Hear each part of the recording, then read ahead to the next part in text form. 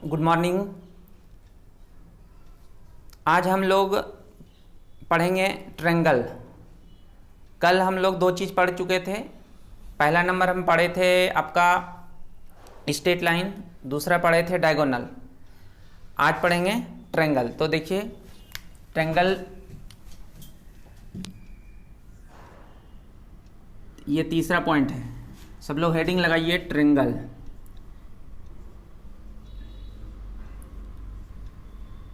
इसमें आपका त्रिभुजों की संख्या निकालना है। तो त्रिभुजों की संख्या आपको निकालने के लिए आएगा।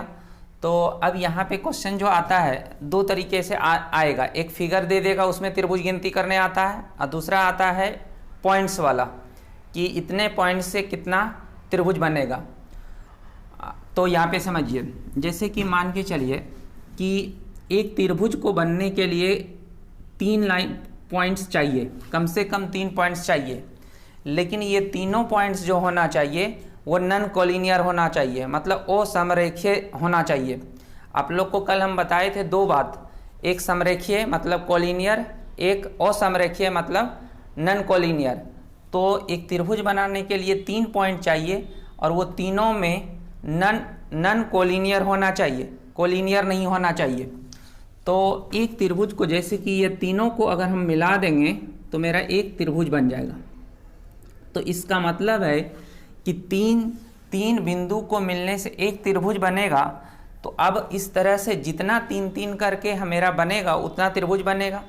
जैसे मान के चलिए कि आपको 4 बिंदु दिया इस तरह से, और ये कहता है कि ये चारों बिंदु कोलिनियर नहीं है, मतलब नॉन कोलिनियर है। तो बताइए कितना त्रिभुज बनेगा। तो यहाँ पे हम लोग सोचे कि हमको 3 बिंदु में कोई 3 का सिलेक्शन हम जितने तरीके से करेंगे तो उतना त्रिभुज बनेगा। तो इसमें 3 बिंदु था, तो 3 में 3 का सिलेक्शन कितने तरीके से करेंगे? एक तरीके से, तो एक त्रिभुज बना। यहाँ त्रिभुजों की संख्या 1। अब यहाँ पे है कि 4 गो बिंदु है, उस 4 में 3 का हमको सिलेक्शन करना है। ये जितने तरीके से कर पाएंगे उतना मेरा त्रिभुज बनेगा। और इस चीज़ को हम लिख सकते हैं 4C1। इसका मान वही होगा जो कि इसका हम लोग एक फार्मूला पढ़े थे, NCR बराबर NCN-R। तो उसी तरह से यहाँ पे 4 में 3 तो 1 N-R, तो ये हो जाता है 4। इसका मतलब है कि इस पॉइंट चारों से तो 4 त्रिभुज बनेगा, लेकिन ये चारों में चारों पॉइंट्स नॉन कोलिनियर होना चाहिए। तो ये चारों में चारों नॉन कोलिनियर है। कोलिनियर तब होता है जबकि 3 बिंदु या 3 से अधिक बिंदु एक लाइन पे आ जाता है, तो इस तीनों पॉइंट्स को कोलिनियर बोलते हैं। लेकिन ये कोलिनियर अगर हो जाएगा तो एक भी त्रिभुज नहीं बनेगा। तो ऐसा नहीं होना चाहिए, वो क्वेश्चन में आपको लिखा हुआ रहेगा। तो इससे हम देखते हैं कि 4 मेरा बनता है। तो देखिएगा पॉइंट्स को मिलाकर मेरा त्रिभुज बनाना है। तो ये एक त्रिभुज, ये तीनों पॉइंट्स मिलाकर, अब ये तीनों पॉइंट्स को मिलाकर 2 त्रिभुज। इसके बाद ये वाला तीनों मिलाकर 3 और ये वाला मिलाकर एक और, तो 4, टोटल 4 त्रिभुज आपका इसमें बन रहा है। तो इस तरह से अगर हम बनाकर बताएंगे कि 4 त्रिभुज होता है तो यहाँ पे गलती होने का चांस होगा। और एक चीज़ यहाँ पे ध्यान रखिएगा, ये भी त्रिभुज है लेकिन यहाँ पे मेरा पॉइंट्स नहीं था, तो ये वाला त्रिभुज गिनती नहीं आएगा। जब तीनों टच होना चाहिए, कोई 3 बिंदु आपका टच होना चाहिए, उसी त्रिभुज का गिनती होगा। तो 4 में कोई 3 का सिलेक्शन कर दिए, कितना तरीके से? 4 तरीके से, तो 4 त्रिभुज हुआ। इसी तरह से कहेगा कि n पॉइंट से कितना त्रिभुज बना सकते हैं, तो हम लोग बोलेंगे कि n में कोई 3 का जितना तरीके से सिलेक्शन कर पाएंगे उतना मेरा त्रिभुज बनेगा। लेकिन ये n क्या है? तो पॉइंट्स है, लेकिन ये पॉइंट्स कैसा होना चाहिए? तो नॉन कोलिनियर पॉइंट्स होना चाहिए। तो NC3। अब इसको सॉल्व कर देंगे तो ये होता है n इंटू n-1 n-2 बटे में 3 गुना 2। तो ये एक फार्मूला भी बन जाएगा, n इंटू n-1 n-2 बटे 6। तो इस तरह से ये फार्मूला भी होगा। यहाँ पे n दिया हुआ पॉइंट्स है, और वो कैसा पॉइंट्स होना चाहिए, नॉन कोलिनियर होगा। अगर कोलिनियर हो जाता है तो फिर वहाँ पे दूसरे तरीके से सोचेंगे। ये हुआ पॉइंट से बनकर।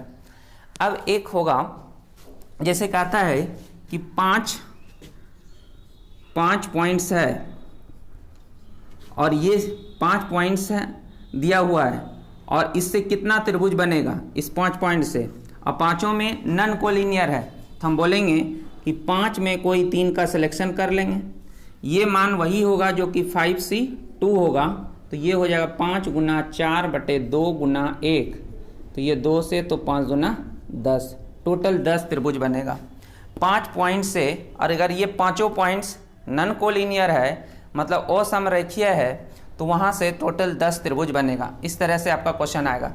अब हम इस पे क्वेश्चन बताएंगे, लेकिन एक चीज़ और हम बता देते हैं कि त्रिभुज जो है लाइन के आधार पर भी बनता है। तो लाइन के आधार पर भी बनता है, तो उसमें भी हम ये परमुटेशन कॉम्बिनेशन का यूज कर सकते हैं। तो देखिए कैसे।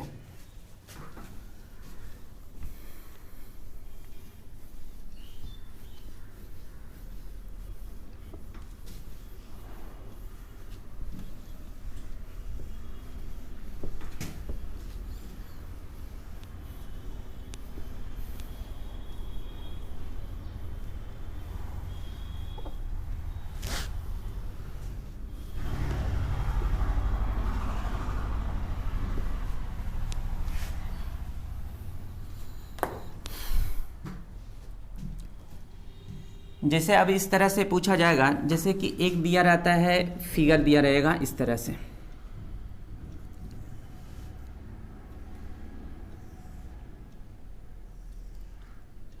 ये चैप्टर जो है, ये जो हम लोग चैप्टर पढ़ रहे हैं परमुटेशन कॉम्बिनेशन का, ये रीजनिंग में भी आता है और मैथ में भी आएगा, तो दोनों में आपका काम चल जाएगा। और पूरा हम डिटेल से बता रहे हैं, कोई भी क्वेश्चन छूटेगा नहीं, चाहे रीजनिंग का हो या मैथ का हो। तो देखिए इसमें कहेगा कि त्रिभुज कितना है। तो एक तरीका ये है कि इसमें ट्रिक है, तो उससे भी बना सकते हैं, लेकिन हम लोग चैप्टर पढ़ रहे हैं परमुटेशन कॉम्बिनेशन, तो यहाँ पे हम लोग उस बात का यूज करेंगे। देखिए ये त्रिभुज, कोई भी त्रिभुज बनने के लिए 2 इस तरह से टेढ़ा लाइन चाहिए और एक इस तरह से आपका लाइन चाहिए। तो इस तरह से 2 लाइन चाहिए और एक लाइन ऐसा चाहिए, तो हम लोग बोलेंगे कि इस तरह से इसमें टेढ़ा लाइन जो है वो कितना टेढ़ा लाइन है, तो 1 2 3 4 5 है। तो 5 में हम कोई 2 का सिलेक्शन जितना तरीके से करेंगे, वो हम दो लाइन इस तरह से टेढ़ा लाइन कितने तरीके से, तो इतना तरीके से हम सेलेक्ट कर सकते हैं। ये कॉम्बिनेशन है, सिलेक्शन है। अब है कि हमको एक लाइन ऐसा चाहिए, तो इस तरह का लाइन कितना है, तो एक ही लाइन है, तो उस एक में एक का हम सिलेक्शन करेंगे। तो ये कितने तरीके से, तो 1C1 होगा। यही मेरा हो जाएगा इसमें त्रिभुजों की संख्या। तो ये 5 गुना 4, 2 गुना 1 गुना 1, 2 से 2 बार में, तो 10 त्रिभुज इसमें है, टोटल 10 त्रिभुज है। तो ये हुआ कॉम्बिनेशन के आधार पर। अब इसी चीज़ को देखिए, अगर इसी चीज़ को हम ट्रिक से बनाएं, तो इस तरह से हम लोग ट्रिक सोचते हैं। जैसे सेम फिगर बना रहे हैं उसी को,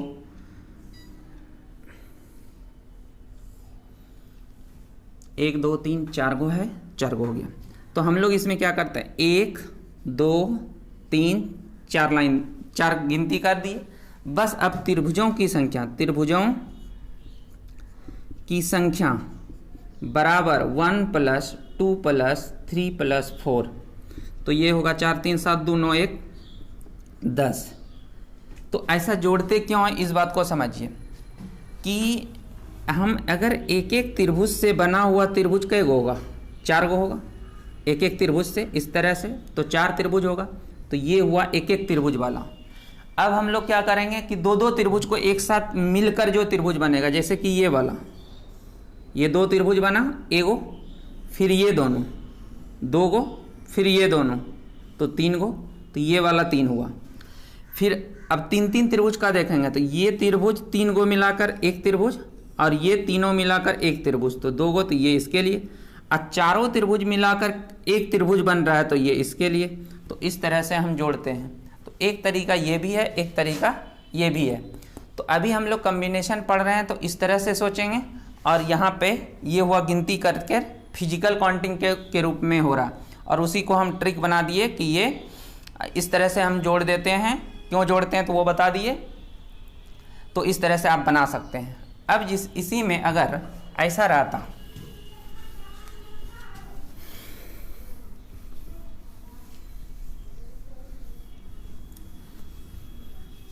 एक क्वेश्चन ऐसा रहता,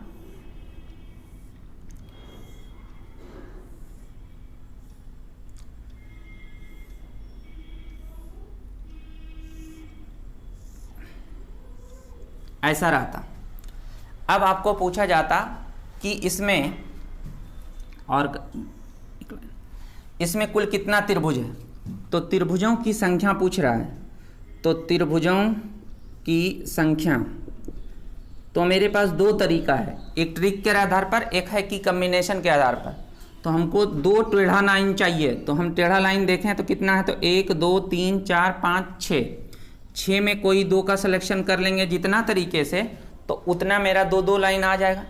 उसके बाद ये वाला लाइन 1 2 3 4, 4 में कोई एक का सिलेक्शन करेंगे, क्योंकि एक त्रिभुज बनने के लिए दो इस तरह का, एक इस तरह का, तो दो इस तरह का और एक इस तरह का जितना तरीके से सिलेक्शन करेंगे उतना मेरा त्रिभुज बनेगा। ये हो जाएगा 6 गुना 5 और 2 गुना 1, और ये हो जाएगा 4, 2 से ये 2 बार में कटेगा, 6 5 60 त्रिभुज बनेगा। 5 दूना 10 गुना 6 60, तो इसमें टोटल 60 त्रिभुज है। एक तरीका और ऐसे होता, हम इस तरह से भी बना सकते हैं, समझिएगा। 1 2 3 4 5, जब मेरा ये बेस हो रहा है, 5 4 9 3 12, 12 2 14, 1 15, टोटल अगर हम इस बेस से देखें तो 15, फिर इस बेस से होगा, फिर इस बेस से, फिर इस बेस से, तो 15, तो किस तरह कितना बेस होगा, तो 4 बेस होगा, तो 15 चौके 60। तो इस तरह से भी बना सकते हैं। तो त्रिभुजों की संख्या गिनती करने के लिए एक कॉन्सेप्ट ये है और एक कॉन्सेप्ट ये वाला है। तो ये वाला कॉन्सेप्ट मतलब आपका पूरा क्लियर होगा कि किस तरह से हम सोचते हैं, और ये वाला में ट्रिक हुआ और इस तरह से भी आप बना सकते हैं। लेकिन इसमें भी आपको हम बताएं कि ये जो 15 आ रहा है, ये सबको जो हम जोड़ रहे हैं वो 15 आ रहा है। तो 15 में 5 4 3 को क्यों जोड़ रहे हैं, क्योंकि एक एक करके अगर हम त्रिभुज को गिनती करेंगे तो 5 गो होगा, 2 2 करके 4 होगा, 3 3 करके 3 होगा, फिर 4 4 करके 2 होगा, अब 5 पूरा लेकर मिलाकर एक त्रिभुज होगा। तो इस तरह से हम जोड़ते हैं। तो ये हुआ आपका, इस तरह से हम त्रिभुजों की संख्या निकाल सकते हैं। अब है कि क्वेश्चन जो एग्जाम में आता है उस तरह का हम क्वेश्चन लिखते हैं, फिर बताते हैं। देखिए क्वेश्चन नंबर 1 देखिएगा, तीनों आपका, ये तीनों भी इम्पोर्टेंट क्वेश्चन है। देखिए एक समतल में दिए गए एक ही प्लेन में 11 बिंदु जिनमें से 5 एक रेखीय है से बनाए गए त्रिभुजों की संख्या ज्ञात करें। तो देखिए पहला नंबर का, त्रिभुजों की संख्या बराबर, अगर ये 11 एक ही प्लेन में है और वो सभी अगर नॉन कोलिनियर होता, मतलब असमरेखीय होता, तो हम लोग क्या बोलते, 11 में कोई 3 का सिलेक्शन जितने तरीके से होगा उतना त्रिभुज बनेगा। लेकिन कह रहा है 5 एक रेखीय है, तो बोलिए अगर ये 5 एक रेखीय है, एक ही लाइन पे है, तो ये कभी भी त्रिभुज बनेगा? कभी भी ये त्रिभुज नहीं बनेगा। तो इसका मतलब है कि इसी 11 में ना 5 गो एक मतलब एक रेखीय है। तो अगर आप एक 11C3 कर दिए तो इसका मतलब इसमें कुछ ज़्यादा त्रिभुज हो गया। जो 11C3 कर दिए, 11C3 जो किए, इसमें जो त्रिभुज बना वो तो इसमें ये लीनियर वाला भी 5 पॉइंट आ गया, तो इससे त्रिभुज नहीं बनता है। और इसमें ज़्यादा इसमें शामिल हो गया तो इसको घटाना पड़ेगा। तो इससे जितना त्रिभुज बनता, इससे जितना त्रिभुज बनेगा उसमें ज़्यादा हो गया तो उसको घटाना पड़ेगा, तो यहाँ पे माइनस करेंगे। अब इससे कितना त्रिभुज बनता, अगर ये लीनियर नहीं होता तो 5C3, तो इसमें 5C3 घटा देंगे। अब इसको सॉल्व कर दीजिए। 11C3 का मतलब 11 गुना 10 गुना 9 बटे 3 गुना 2 गुना 1, अब माइनस 5C3 का मान होगा 5C2 के बराबर। अब 5C2 का मान होगा 5 गुना 4 और 2 गुना 1।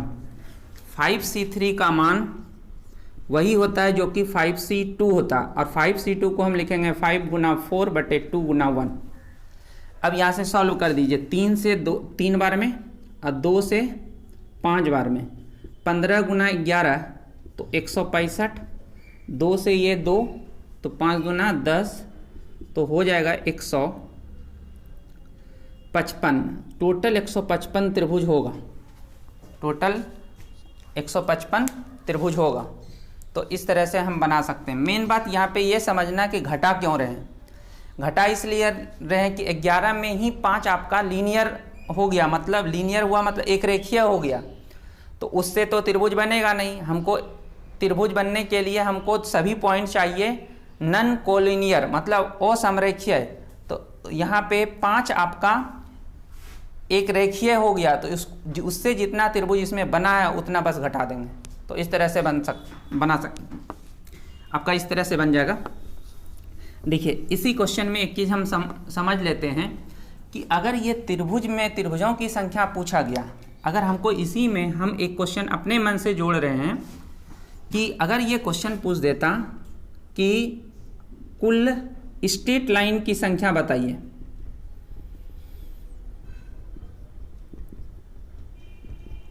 तो हम लोग पढ़े हैं कि स्ट्रेट लाइन बनाने के लिए 2 पॉइंट्स चाहिए।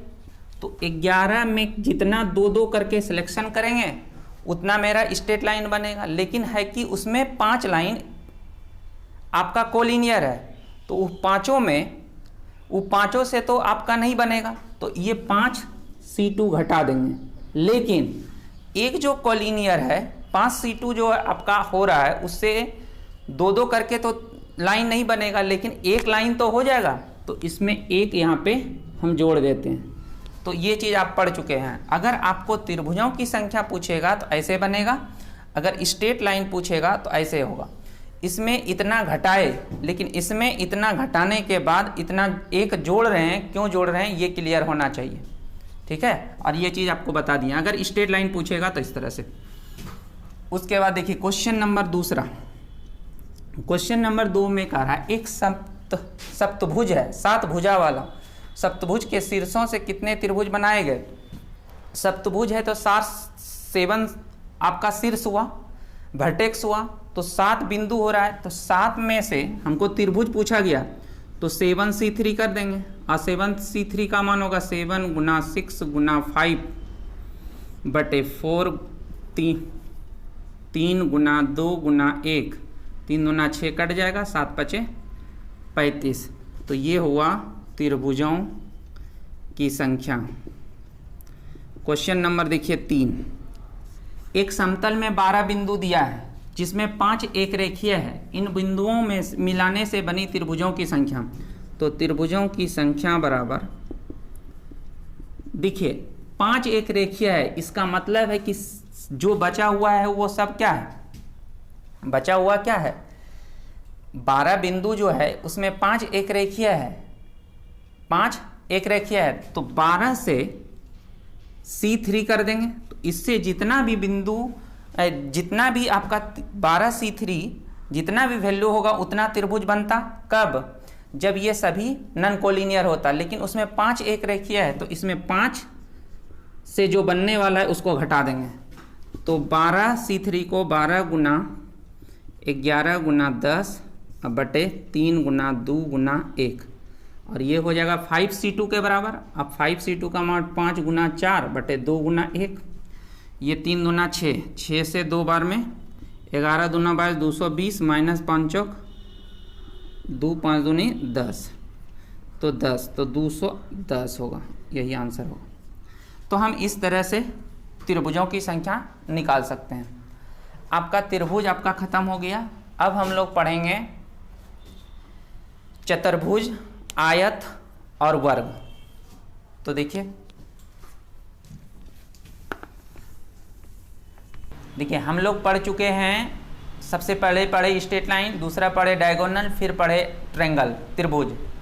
ये तीनों चीज़ हो गया। अब हम लोग पढ़ेंगे, हम आपको चौथे नंबर पे लिखाए थे आयत, रेक्टेंगल, प्लस स्क्वायर।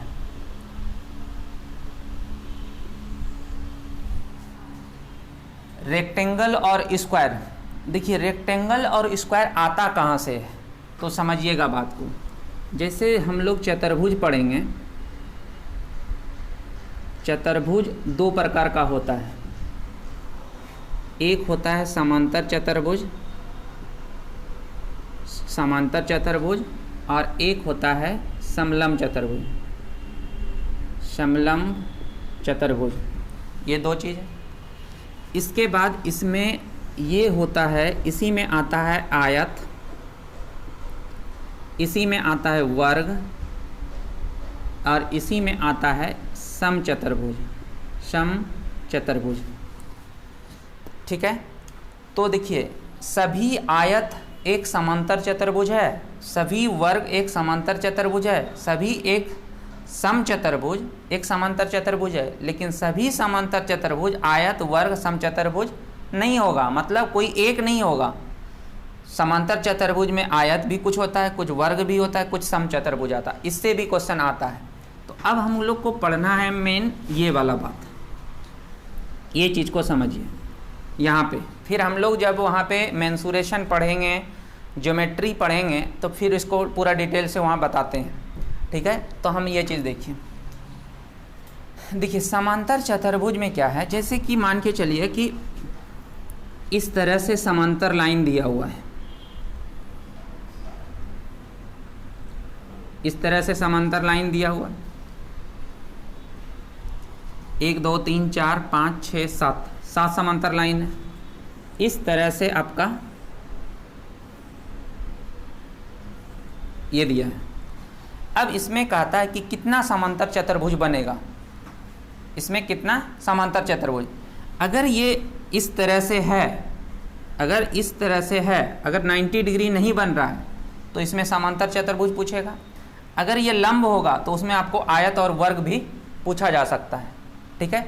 तो अब यहाँ पे समझिएगा बात को। अगर हम अभी समांतर चतुर्भुज, देखिए समांतर चतुर्भुज क्या है, ये भी एक समांतर चतुर्भुज है। ठीक है, दोनों पैरेलल है इस तरह से, ये भी एक समांतर चतुर्भुज है।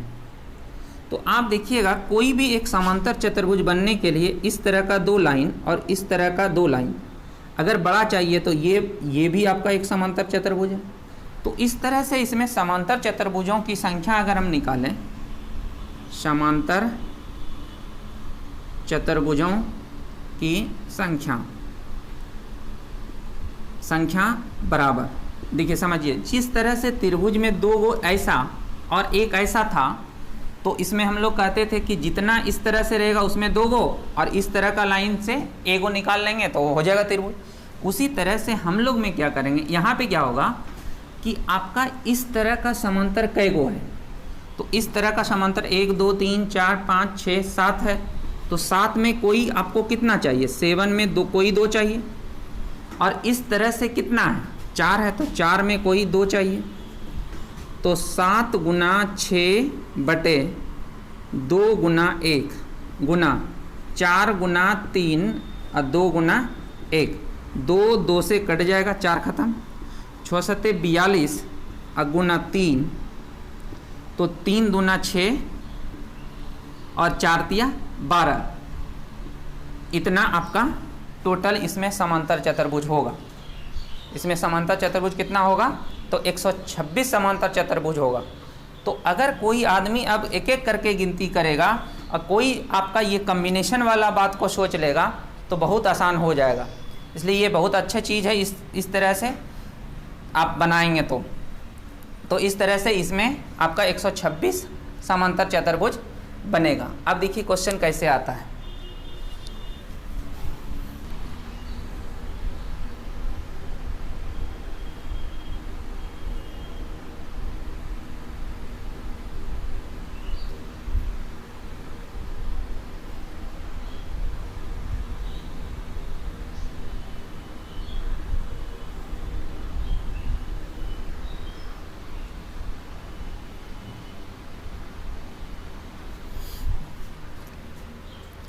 ये एक आयत है। अब इसमें पूछा जाएगा कि बताइए कि कुल चतुर्भुज कितना है। चतुर्भुजों की संख्या आपको पूछा जा सकता है, इसमें आयत भी पूछा जा सकता है और वर्ग भी पूछा जा सकता है। अब हम लोग यहाँ पे क्या करेंगे कि इस तरह का लाइन कितना, अगर हम चतुर्भुज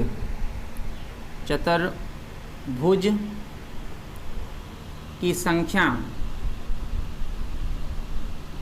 बराबर बोलेंगे तो इस तरह का कितना लाइन 1 2 3 4 5 है। 5 में कोई 2 का सिलेक्शन कर लेंगे इस तरह से, ये हुआ इस तरह का 1 2 3 4 5। इस तरह से कितना 1 2 3 4 5। 5 में कोई 2 का सिलेक्शन करेंगे, ये जो निकलेगा ये होगा 5 गुना 4 अब बटे 2 गुना 1, फिर उसी तरह से 5 गुना 4 बटे 2 गुना 1, तो ये होगा 10 गुना 10, तो यहाँ पे होगा 100।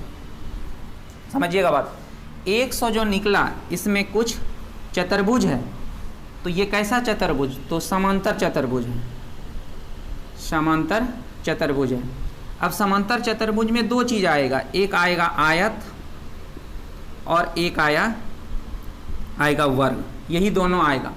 आयत और वर्ग मिलाकर 100 है। अगर आपको आयत पूछे तो वर्ग निकल जाएगा तो बन जाएगा, वर्ग अगर पता चल जाए तो आयत बता देंगे, आयत पता चल जाएगा तो वर्ग बता देंगे।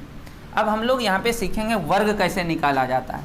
तो देखिए वर्ग निकालने का तरीका है, एक जिस तरह से त्रिभुज में बताए थे ना कि 1 2 3 4 करके जोड़ते थे, उसी तरह से यहाँ पे एक तरीका है। क्या तरीका है, देखिए वर्ग आपका ये छोटा वाला ये हुआ एक, इस तरह से एक एक करके अगर हम गिनती करेंगे तो यहाँ से एक, यहाँ इस लाइन पे कितना है 1 2 3 4 गो है और 4 गो इधर भी है, तो 1 2 3 और 4, और फिर उसी तरह से 1 2 3 4। अब हम लोग क्या करते हैं 4 इधर से, तो कुल अगर 1 बाय 1 का मतलब छोटा छोटा त्रिभुज अगर आए, छोटा छोटा अगर वर्ग गिनती करें मतलब 1 बाय 1 का, तो टोटल होगा 4 गुना 4। अब देखिए वर्ग ये भी है, ये हुआ 2 बाय 2, तो 2 बाय 2 का कितना होगा, तो 2 बाय 2 का होगा ये वाला 1, फिर ये वाला 1 और ये वाला 1, तो 2 बाय 2 का कितना हुआ, तो 3 गुना 3, इस तरह से होगा। अब 3 बाय 3 का लेंगे तो ये देखिए 3 गुना 3 इसलिए किया कि 2 2 करके 3 को इधर मिला तो इधर भी मिलेगा। फिर 3 बाय 3 का अगर हम लें तो 3 बाय 3 का देखिए 1 2, तो 2 गुना 2 इधर इस लाइन में, तो 2 इस लाइन में भी मिलेगा। फिर 3 बाय 3 अगर हम 4 बाय 4 का लेंगे, 4 बाय 4 का लेंगे तो मेरा एगो इधर मिलेगा, एगो इधर मिलेगा, तो आपका 1 गुना 1 होगा।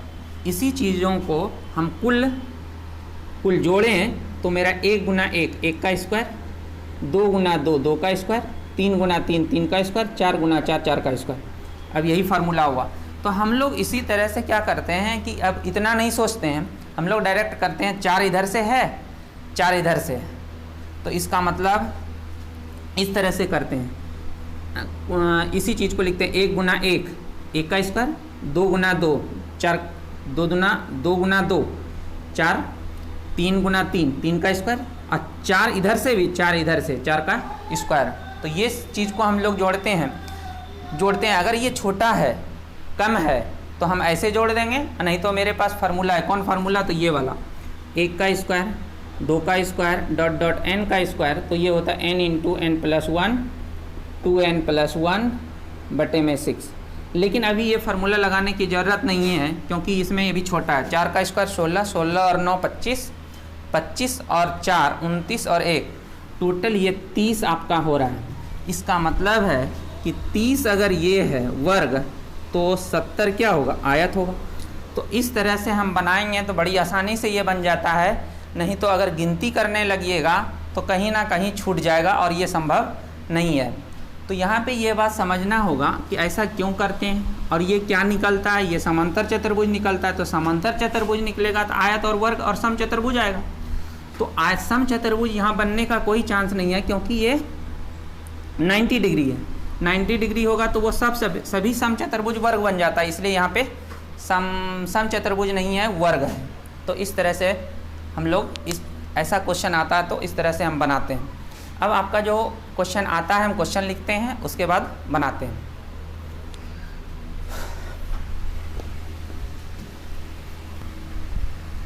क्वेश्चन है 5 समांतर वर्टिकल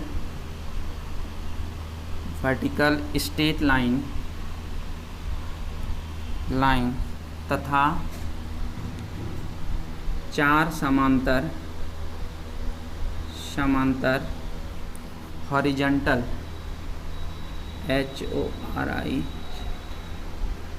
हॉरिजॉन्टल स्ट्रेट लाइन एक दूसरे को काटती है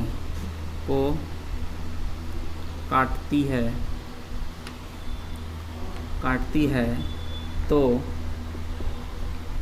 इस प्रकार से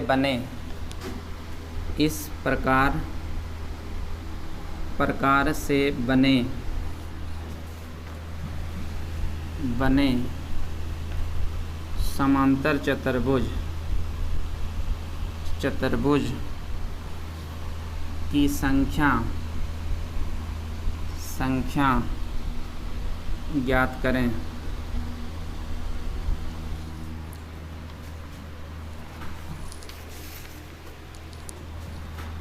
देखिए 5 समांतर वर्टिकल लाइन है। वर्टिकल लाइन मतलब इस तरह से 5 गो है, 1 2 3 4 5 गो हो गया। 4 समांतर हॉरिजॉन्टल मतलब इस तरह से है, इस तरह से। तो इस प्रकार से बने समांतर चतुर्भुज की संख्या पूछा जा रहा है। तो देखिए ये 5 आपका वर्टिकल है, तो ये 5 में अगर हम कोई 2 का सिलेक्शन अगर कर लेंगे तो मेरा 2 अगर सिलेक्शन कर लेंगे और इस तरह का जो लाइन है जिसको हम हॉरिजॉन्टल लाइन बोलते हैं, इसमें भी 2 का अगर हम सिलेक्शन करते हैं तो इस तरह का कितना है, 4 में कोई 2 का सिलेक्शन। जितने तरीके से करेंगे उतने मेरा समांतर चतुर्भुजों की संख्या प्राप्त होगा। क्या होगा, समांतर चतुर्भुजों की संख्या प्राप्त होगा। 5C2 को अगर हम सॉल्व करेंगे तो 5 गुना 4/2 तो 5 गुना 10, 4 गुना 3/2 तो 3 गुना 6, तो 60 गो समांतर चतुर्भुज आपका प्राप्त होगा। इसमें कितना समांतर चतुर्भुज होगा, तो 60 समांतर चतुर्भुज आपका इसमें प्राप्त होगा। ये हो गया क्वेश्चन। एक क्वेश्चन देखिए चेस बोर्ड वाला आता है, शतरंज वाला। अगर देखिए हम वहाँ पे क्वेश्चन पूरा नहीं लिखते हैं, अगर आएगा तो आप इसको इस तरह से समझिएगा। जैसे कि चेस बोर्ड है,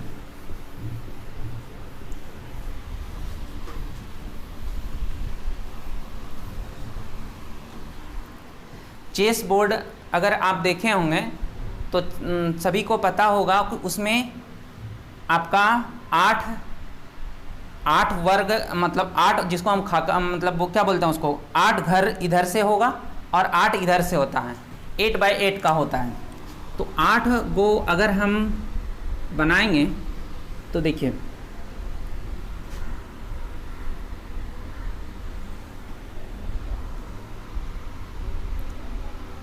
दो गो हुआ, 3 हुआ, 4 हुआ, 5 हुआ, 6 हुआ, 7, 8 आपका पूरा हो गया। 8 इधर से भी 1 2 3 4 5 6 2 4 6 एक साथ हुआ, एक और इस तरह से एक और है। ये सभी आपका समझिए ये चेस बोर्ड है। अब आपको पूछ रहा है कि इसमें बताइए कि आयत की संख्या कितना है और वर्ग की संख्या कितना है, संख्या कितना है। तो देखिए वर्ग की संख्या सबसे आसान है निकालना। कैसे? तो हम लोग यहाँ से 1 से लिखते जाएंगे तो ये 8 होगा, और उधर 1 से लिखते जाएंगे तो 8 होगा। तो वर्ग की संख्या बराबर हम लोग डायरेक्ट लिख सकते हैं, वर्ग की संख्या 1 गुना 1, 1 का स्क्वायर। ऐसा क्यों करते हैं पता है? 2 का स्क्वायर कितना तक? 8 का स्क्वायर। इसमें फार्मूला लगेगा तो वही n वाला। तो n का मान 8, n into n plus 1, 8 1 9, 2n plus 1, 8 दूना 16 1 17 बटे 6। 3 से 2 बार में, 3 से 3 बार में, 2 से 4 बार में, 4 तिया 12 बरसते 84, अब 12 और 8 20, 204 गो आपका क्या बनेगा? वर्ग बनेगा। अब हम वर्ग बन गया। अगर हम टोटल चतुर्भुज निकालेंगे तो इसमें चतुर्भुज में क्या होगा? आयत भी बनेगा और वर्ग भी बनेगा, और ये चतुर्भुज होगा। ये क्या होगा? चतुर्भुज। चतुर्भुजों की संख्या बराबर 8 में कोई 2 और 8 ये वाला में कोई 2, और ये वैल्यू होगा 8c2, 8 गुना 7 बटे 2। तो 2 से कटाएंगे तो 4 बार में नहीं सा। देखिए चतुर्भुजों की संख्या, एक चीज़ यहाँ पे गड़बड़ हो रहा है। देखिए ये 8 तो आपका घर बना हुआ है, लेकिन लाइन गिनती करिएगा तो 1 2 3 4 5 6 7 8 9 होगा। टोटल 9 लाइन खींचने पर ही मेरा 8 बनेगा। तो हम 9 में कोई 2 का सिलेक्शन करेंगे, और 9 इधर से भी होगा तो 9 में कोई 2 का फिर सिलेक्शन करेंगे। अब इसको सॉल्व करेंगे, 9 गुना 8 बटे 2 तो हो जाएगा ये कितना? 2 से कटेगा 8, तो 4 बार में 9 चौके 36, 36 गुना 36, 36 का स्क्वायर मतलब ये होता है 1296। 36 का हम लोग ट्रिक पढ़े हैं ना, 36 का स्क्वायर। 50 से 14 कम है, 14 का स्क्वायर 196, 96 लिख दिए। 14 ध्यान में रखना है, 14 कम है, 25 में 14 घटाएंगे तो 11 और एक जो बचा हुआ है 196 का, तो 1296 होता है। इसमें कुछ आयत हो गया और कुछ वर्ग हो गया, और ये मिलाकर अब वर्ग की संख्या 204 है, 204 इसमें घटा देंगे तो ये हो जाएगा 1292। यही आयत हो गया, इतना वर्ग हो गया। तो इस तरह से भी आपका क्वेश्चन आता है। ठीक है, अब हम लोग का लास्ट टॉपिक बचा इंटरसेक्शन, मतलब कटान बिंदु।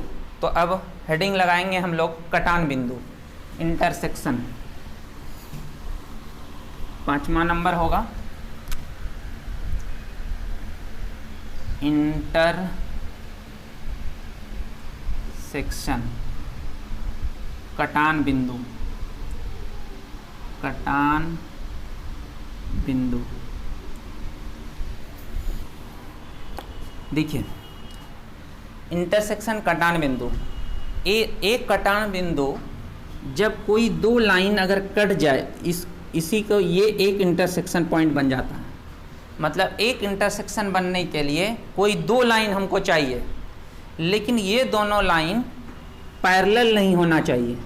अगर पैरेलल नहीं होगा, पैरेलल हो जाएगा तो वो कटेगा ही नहीं। तो यहाँ पे आपका जितना लाइन होगा उसमें 2 लाइन जितना तरीके से चुन सकते हैं उतना आपका कटान बिंदु होगा, लेकिन लाइन पैरेलल नहीं होना चाहिए। अगर आपको n लाइन दिया हुआ है, n लाइन, n में आप 2 का सिलेक्शन जितने तरीके से कर सकते हैं उतना आपका कटान बिंदु होगा। तो कटान बिंदुओं की संख्या, अगर हम फार्मूला लिख दें, इसका फार्मूला अगर हम लिख लें, कटान बिंदुओं की संख्या बराबर NC2 और ये हो जाएगा n into n minus one बटे two, n into n minus one बटे टू। इसका मतलब हुआ कि n में 2 का जितना हम सिलेक्शन करेंगे उतना मेरा कटान बिंदु होगा। लेकिन n क्या है? n है दिया हुआ, मतलब आपका लाइनों की संख्या। n यहाँ पे क्या है? n आपका है स्टेट लाइन की संख्या, लेकिन ये लाइन पैरेलल नहीं होना चाहिए, ये बात को ध्यान में रखना होगा। अगर आपको कहता है कि 5 स्टेट लाइन से 5 स्टेट लाइन से कुल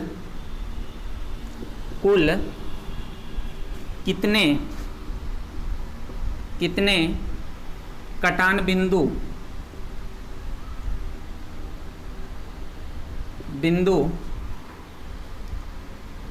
बन सकता है यदि कोई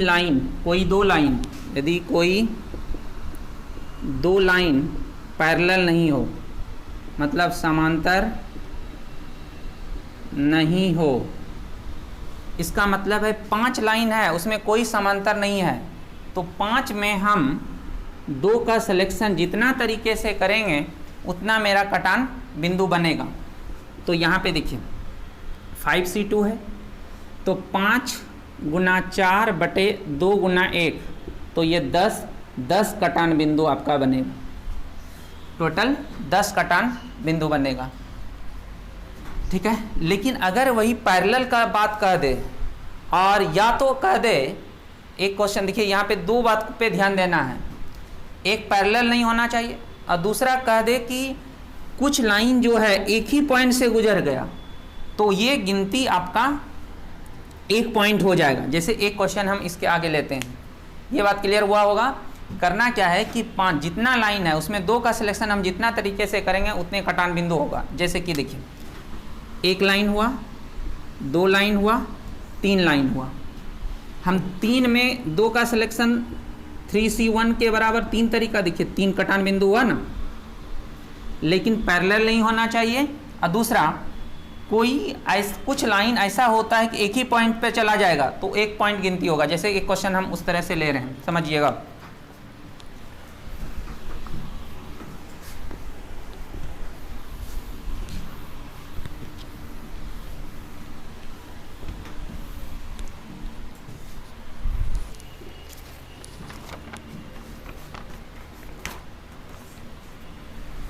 क्वेश्चन लिखिएगा। क्वेश्चन है एक समतल मतलब एक प्लेन पर 15 स्ट्रेट लाइन है,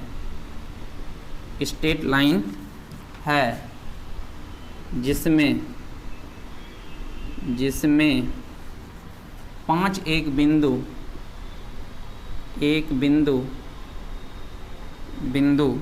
से गुजरती है।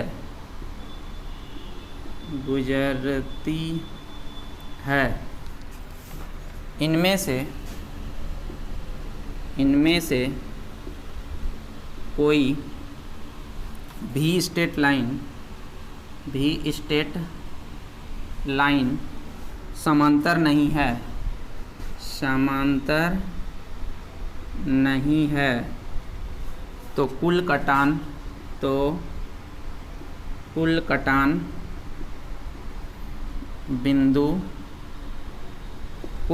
बिंदु की संख्या ज्ञात करें।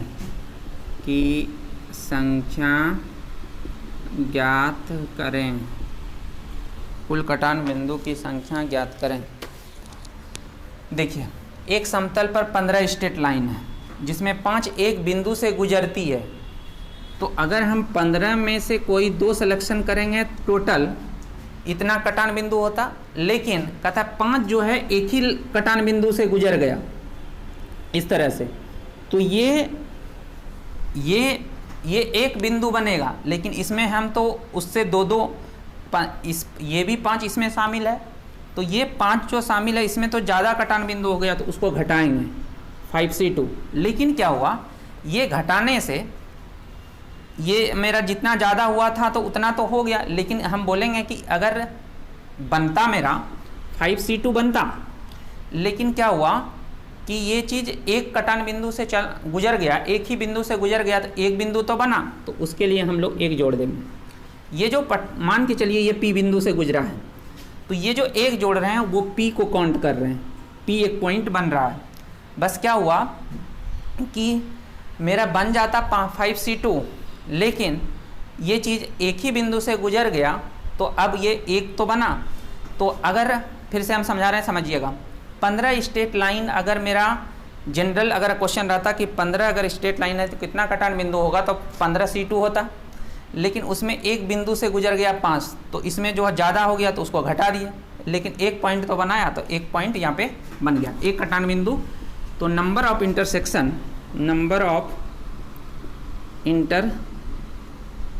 मतलब कटान बिंदुओं की संख्या बराबर 15C2, इसमें 5 आपका एक ही बिंदु से गुजर गया, 5C2 घटा दिए और एक जोड़ दिए, किसके लिए, ये P बिंदु के लिए। अब इसको सॉल्व कर दीजिए, 15 गुना 14/2 गुना 1 माइनस 5 गुना 4/2 गुना 1 प्लस 1, तो ये 2 से 5 गुना 10, यहाँ से 7, 15 गुना 7 105 माइनस 2 नहीं 10 प्लस 1, 10 घटाएंगे 95, 96 को इंटरसेक्शन प्राप्त होगा।